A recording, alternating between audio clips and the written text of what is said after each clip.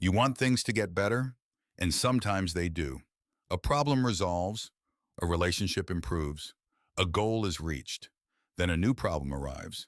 A different relationship strains, the next goal recedes. This is the structure of the situation itself. Every human being lives inside this structure. The happiness that comes through external achievement is real, but it does not last. Not because the achievement was wrong, but because the fundamental source of the dissatisfaction was never touched. Vedanta names this condition samsara, the experience of finitude, the persistent sense that something is lacking, that you are not complete. It is the baseline condition of a human being who has not yet understood their actual nature. The ordinary response to samsara is to reach outward. More wealth, better relationships, higher status, deeper experiences. None of this is wrong as far as it goes. The problem is that none of it reaches far enough. A physical disease cannot be resolved by rearranging the furniture. The disease requires medicine specific to its cause. Samsara is an internal condition, a case of mistaken identity about who and what you are, and external rearrangements cannot address it, no matter how intelligently they are carried out. Ordinary knowledge runs out here. Perception tells you about the world of objects. Inference allows you to reason from what you perceive to conclusions beyond it. Science, psychology, school, philosophy, all operate within this domain of what can be observed or inferred. But the question of your own nature as the one who perceives, the one who infers, cannot be answered by the very faculties engaged in perceiving and inferring. The eye cannot see itself by looking outward. The instrument of knowing cannot make itself into an object of knowledge without a different kind of tool. This is not a personal limitation. Every intelligent person eventually reaches the same boundary. The Bhagavad Gita frames it precisely. Arjuna, capable and accomplished, collapses on the battlefield of his own life. His problem is not military. No tactical advice will reach it.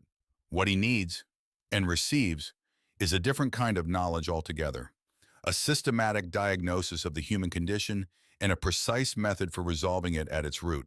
That method is what the Prasthanatrayam provides. Not inspiration, not motivation, not moral instruction, but a specialized, verifiable body of knowledge aimed at the specific ignorance that generates samsara. Every other human problem can be addressed by gathering more information, applying effort, or changing circumstances. This one cannot. The self cannot be known through perception because it is the perceiver. It cannot be established through inference because every inference requires a prior knower. For this category of problem, and only for this category, a specialized body of knowledge exists. Prasthana means a path or foundation. Trayam means three. The term names the three texts that function as primary source books for Atmajnanam, knowledge of your true nature. The three are organized by type, not by importance. The first type is Shruti, referring to the Upanishads.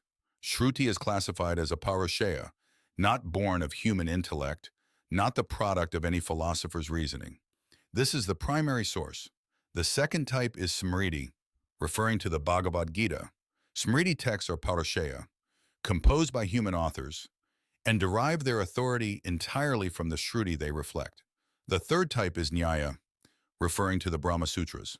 This text systematizes and defends what the Shruti declares, using structured reasoning. These texts are not three independent philosophical systems that happen to address similar topics. They are three modes of access to a single body of knowledge, each serving a distinct function. The Upanishads reveal, the Gita distills, the Brahma-Sutras organize and defend. These texts function as a pramana, a valid means of knowledge. They do not inform you so much as correct a specific cognitive error that no amount of information alone can correct. You are using a precise instrument to remove a precise error. The distinction changes what studying them means. The three texts together constitute that instrument, with each component performing a function the others cannot replace. There is a difference between being told something by someone who reasoned their way to it and being told something by a source that did not reason at all, because it did not need to. This distinction determines whether what you are hearing is someone's best conclusion or the nature of things itself. The Upanishads were not composed by thinkers who worked out a theory and wrote it down. The tradition holds that they are revelation itself, knowledge of the nature of reality that was heard by the ancient seers in states of deep absorption, not invented or inferred by them. Ordinary knowledge, perception, inference, scientific analysis can tell you about objects in the world. It can measure, weigh, compare, and predict. The self, the one doing the perceiving and inferring, cannot be known through those same tools. You cannot see your own eye directly. You cannot use your intellect to step outside itself and examine the one doing the examining. Whatever you can observe or analyze is, by that very act, established as something other than you. The Upanishads address this gap. They are, in the language of the tradition, a pramana, a valid means of knowledge, for what cannot be known any other way. They reveal facts about the self and about Brahman, the absolute reality, that no amount of perception or inference could arrive at independently. If a category of reality exists outside the range of empirical instruments, then either you have a non-empirical means of knowledge for it, or you have nothing. The Upanishads present themselves as that means. Their authority as a Purusha is the claim that they stand outside the human intellectual process and can therefore reveal what that process cannot. The Upanishads are not a unified single text. They are a collection, ranging from a dozen to over 100 depending on the tradition, of dialogues, teachings, and meditations that arose across centuries. They vary in style, setting, and immediate focus. Some take the form of a teacher addressing a student directly. Some unfold as riddles answered at the edge of death. Some proceed through a single sustained inquiry, others through rapid, dense assertions. This variety is the first problem a serious student encounters. Read across the Upanishads without guidance and the picture appears scattered, even contradictory. The same truth approaches from different angles with different vocabulary. And without a framework to hold the pieces together, confusion sets in quickly. Across all this variety, the Upanishads carry a single central teaching, the identity of the individual self and the absolute reality, Atman, the individual self, and Brahman, the total reality that underlies and pervades everything, are not two separate things. The Upanishads are the repeated, multi-angled, multi-voiced exposition of this non-duality. Every teaching, story, and meditation within them serves this single disclosure. The student who never reaches the Upanishads has not yet reached the source. The tradition built a path into them, one that begins elsewhere and arrives here prepared. The Gita does not contain a single idea that is not already present in the Upanishads. Every philosophical claim it makes comes directly from the Shruti. The Gita borrows. It does not invent. Its authority as a pramana rests entirely on its fidelity to what the Upanishads already declare. A text of human authorship, Purusha, meaning composed by a human being, in this case Vyasa, cannot serve as a valid means of knowledge about ultimate reality on its own terms. Human beings can observe, infer, and report, but the nature of the self cannot be discovered through observation or deduced through inference. It requires a source that stands outside the limits of human cognition. The Upanishads are that source. Where the Gita agrees with the Shruti, it carries the Shruti's weight. What Vyasa accomplished was not philosophical innovation. It was something harder, compression and accessibility. The Upanishads are vast, plural, and contextually varied. They speak in different voices across different settings, and the threads between them are not always visible. The Gita takes that teaching and presents it in a single, coherent, dramatic frame, a dialogue between a teacher and a student at the moment of the student's collapse. This compression makes the teaching reachable for a mind not yet ready for the full force of the Upanishads.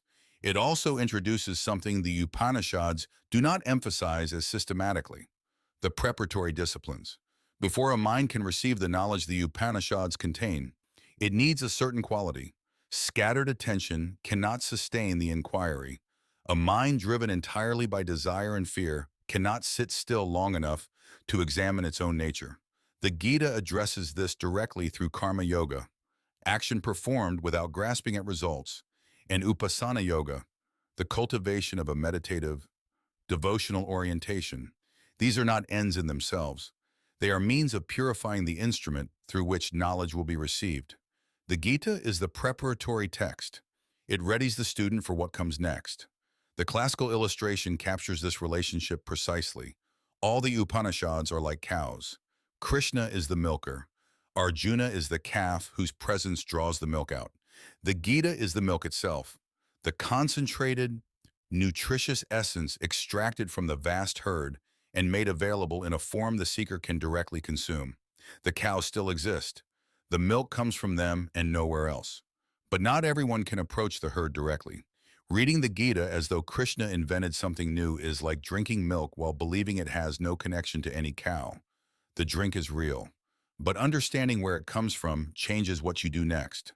The Upanishads number over 100 texts, span centuries of revelation, and address the nature of reality from many angles at once. A student reading them without a framework encounters statements that appear to contradict each other, arguments compressed to the point of opacity, and a central claim that the individual self and the absolute are identical, so counterintuitive that the intellect revolts against it. This is the nature of a body of knowledge vast enough to accommodate every approach to truth. But it creates a practical problem. How does a student navigate it? The Brahma-Sutras solve that problem. Authored by Vyasa, the Brahma-Sutras form the Nyaya Prasthanam, where Nyaya means logic or reasoning. The text consists of short, dense aphorisms called sutras, each just a few words long, which together constitute a complete logical analysis of the Upanishadic teaching. The Brahma-Sutras introduce no new content. Every claim they make is traceable to a specific Upanishadic passage. What they provide is structure. They extract the central teaching from across hundreds of texts, arrange it coherently, resolve apparent contradictions between Vedic statements, and defend the resulting framework against every major competing philosophical school. That last function matters more than it first appears.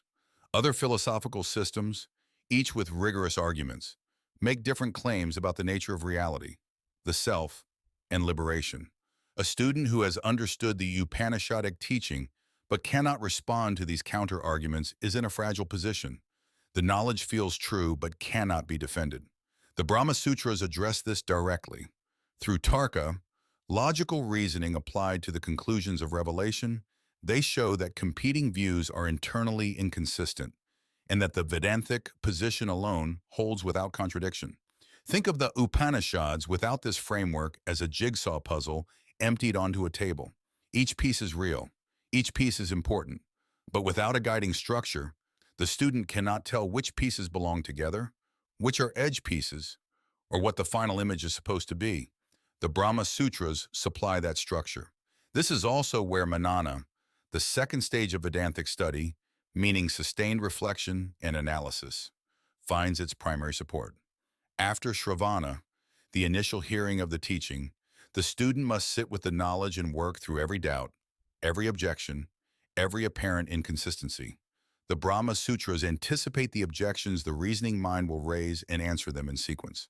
The Prasthana Trayam is a structured means of knowledge, and like any means of knowledge, it works only when used correctly.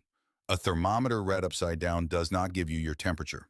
These texts, approached without sequence or method, do not give you self-knowledge. They give you opinions about self-knowledge, which is considerably more dangerous. The traditional sequence begins with the Bhagavad Gita. The Gita covers the preparatory disciplines, karma yoga, action performed without clinging to results, and upasana yoga, contemplative practice and devotion. These are not warm-ups before the real study begins. They are the conditions under which the mind becomes capable of receiving what the Upanishads say. A mind saturated with anxiety about outcomes, or scattered across competing desires, will read an Upanishadic statement about the nature of the self and fit it into whatever it already believes. The Gita works on the mind before the mind encounters the primary source. Once that preparation is in place, the Upanishads become the primary study, the original, unreduced source of self-knowledge, and the direct pramana by which the nature of the self is revealed. The Gita pointed toward this territory. The Upanishads are the territory itself. This is where Brahmavidya, the knowledge of Brahman, the absolute reality, is received, not constructed through reasoning, but disclosed by the texts themselves under the guidance of a teacher who knows how to unfold them. The Brahma-Sutras come last. They provide the logical architecture that stabilizes and defends what the Upanishads have disclosed. When the mind encounters a teaching this large, objections arise. Other philosophical schools offer competing frameworks. Apparent contradictions between Upanishadic statements create doubt. The Brahma-Sutras work through all of this systematically, using tarka, logical reasoning, to resolve inconsistencies and dismantle counter-arguments. This is the manana phase, the reflection that deepens and secures the knowledge already received. None of this sequence operates without a qualified teacher, a guru. The reason is not ceremonial. The problem is mimamsa, the correct interpretive methodology for reading these texts. The Upanishads do not announce their meaning on the surface. They require a trained reading, and that reading has been transmitted lineage to lineage, teacher to student, because the texts themselves cannot supply the methodology needed to understand them. Reading an Upanishad without this is like using a precision instrument without knowing what it measures. You will get a reading. It will not tell you what you think it tells you. A seeker who independently studies the text and reaches conclusions that feel coherent has not necessarily received the knowledge. They have received their own reflection, which the text cannot correct without the teacher present to redirect. Misunderstanding in this domain is not a minor inconvenience. It closes the inquiry early and hardens into intellectual certainty about matters that require genuine softening. The sequence, Gita, then Upanishads, then Brahma-Sutras, under a teacher, with traditional methodology, is not a bureaucratic requirement. It is the form the means of knowledge takes when it functions.